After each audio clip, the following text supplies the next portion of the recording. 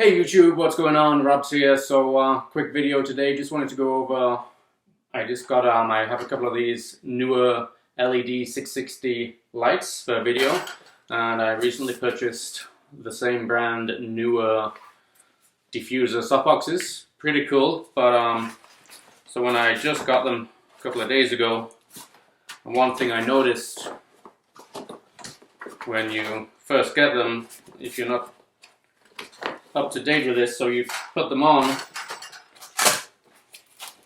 and you would think you would just like kind of strap it on. Comes with this is the stand that the LEDs come with.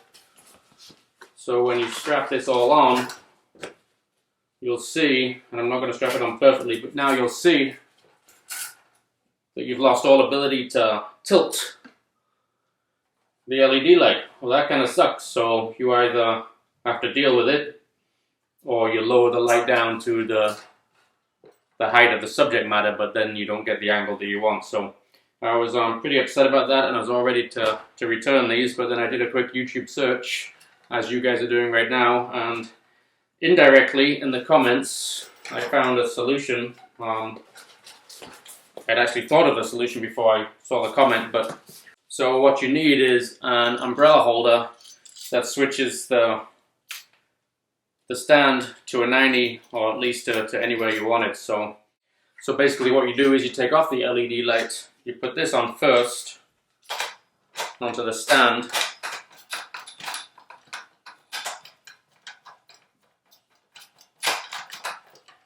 like so. And I don't have this exactly at 90, I'm going to have it up there so it gives it a bit more strength. But then when you put your light on, your light is now going to be out like this. So now what you've got is a nice bit of space right here. And when you come to put this on, you can see now you've got a full range of motion. You can either do it with the brackets, with the hinges of the light, or you can use the bracket, the hinge right here, to lower, like so. So that's it. So pretty good in the end. You can get them to tilt just fine.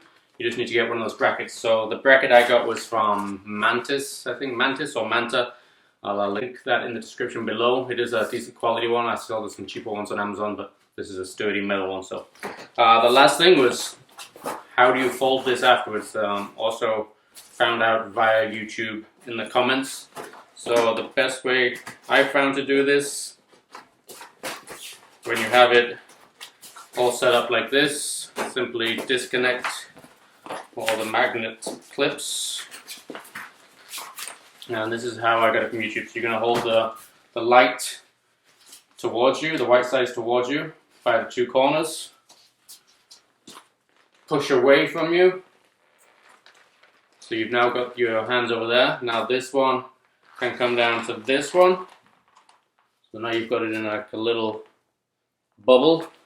And then you kind of just squeeze them in together, into each other.